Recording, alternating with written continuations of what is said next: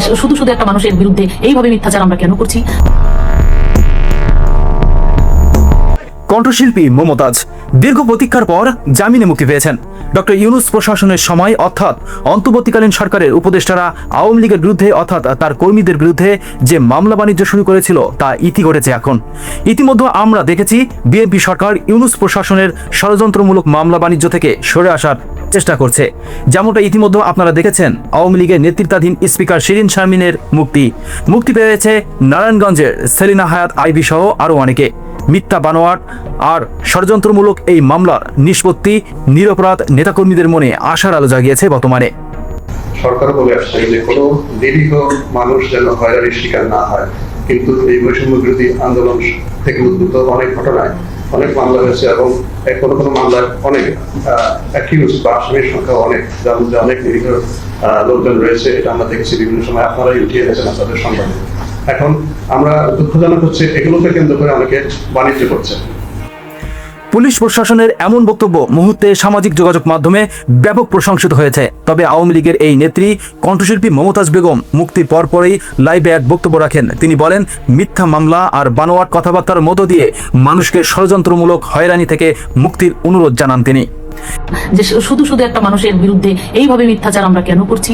তো আমি আপনাদেরকে মনে করি যে আপনারা জ্ঞানী মানুষ, এই দেশের মানে অনেক বুদ্ধি আপনারা রাখেন। শুধু শুধু মানুষকে মানে হয়রানিমূলক কথা বলা, ছোট করা, মানুষকে মিথ্যা মানে কথা বলে তাকে হেনস্থা করা, এটা কিন্তু আসলে কোনো বিবেকবান মানুষের দিতে পড়ে না। সেই জায়গা থেকে আপনাদের কাছে আমি বিনীতভাবে অনুরোধ করবো, এই ধরনের প্রভাকাণ্ড থেকে আপনারা একটু মানে সরে থাকবেন এবং আপনারা এই মিথ্যার আশ্রয় প্রশ্রয় কেউ দিবেন না।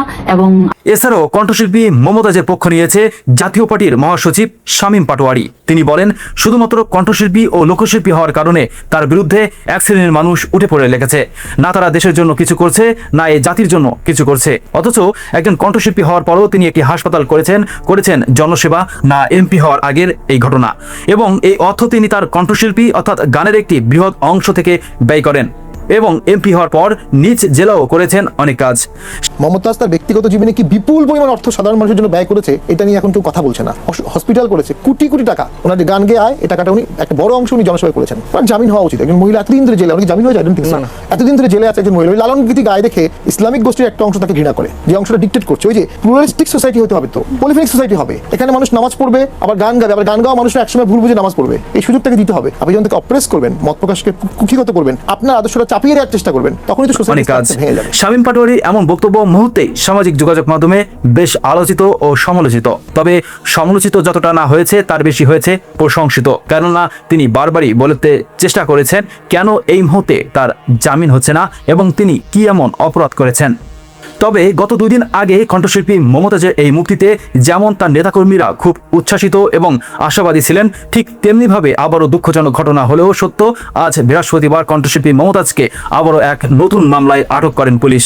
এবং যে মামলায় তাকে আটক করা হয়েছে, এই মামলাটি মূলত হত্যা চেষ্টা মামলা। আদালত এই মামলায় মমতাজ বেগমকে নতুন করে আটক করা হয়েছে বলে দেখাতে বলা হয়।